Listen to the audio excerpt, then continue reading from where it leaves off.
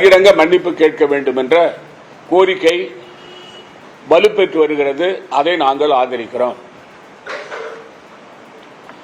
கர்நாடக மாநிலம் தொடர்ந்து மேகதாது அணையை கட்டுவோம் என்று அழுத்தம் கொடுத்து அவர்கள் உச்சநீதிமன்றம் வரை சென்றார்கள். தமிழ்நாடு அரசு அந்த மேகதாது அணையை கட்டினால் தமிழ்நாட்டில் உள்ள காவிரி படுகையில் உள்ள விவசாயிகள் எல்லாம் பாதிக்கப்படுவார்கள். ஆகவே அதை கட்டுவதற்கு மத்திய அரசு அனுமதிக்க கூடாது என்று தெளிவாக கூறியிருக்கிறார்கள். ஆனால் கர்நாடக அரசு அதை விடுவதாக இல்லை. கர்நாடகத்தில் பாரதிய ஜனதா ஆட்சியில் இருந்த போதும் சரி, இப்பொழுது காங்கிரஸ் ஆட்சியில் இருக்கும் போதும் சரி, அந்த மேகதாது அணையை கட்டுவோம் என்று கர்நாடக அரசு கங்கணம் கட்டிக் கொண்டிருக்கிறது. ஆனால் தமிழ்நாட்டை பொறுத்தவரையில் கர்நாடக மாநிலத்தில் காங்கிரஸ் கட்சி ஆட்சியில் இருந்தாலும் கூட தமிழ்நாடு புதுச்சேரி மாநில மக்களுடைய நலனில் அக்கறை கொண்ட காங்கிரஸ் கட்சியானது கர்நாடக மாநிலம் மேகதாது அணையை கட்டுவதற்கு நாங்கள் அனுமதிக்க மாட்டோம் என்று தெளிவாக கூறியிருக்கிறோம். கர்நாடகத்தில் பாரதிய ஜனதா கட்சியானது காங்கிரஸ் கட்சி ஆட்சியை எதிர்த்து போராட்டம் நடத்துகிறது. தமிழ்நாட்டில் அனைத்து கட்சிகளும் ஒருமித்த கருத்தோடு மேகதாது அணையை கட்டக்கூடாது என்று நாம் வலியுறுத்தி வருகிறோம்.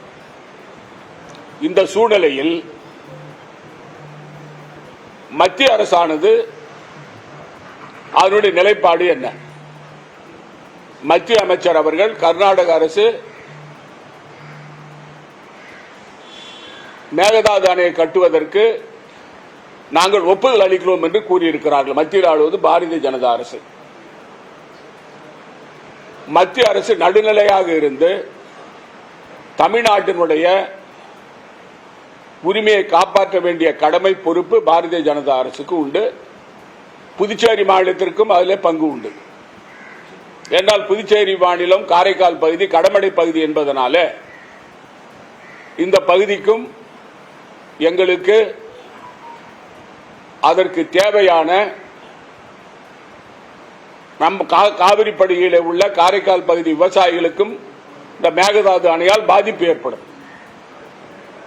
ஆகவே புதுச்சேரி மாநில முதலமைச்சர் மௌனம் காக்காமல் இந்த மேகதாது அணை விவகாரத்தில் உச்சநீதிமன்றத்தில் மனு தாக்கல் செய்ய வேண்டும்.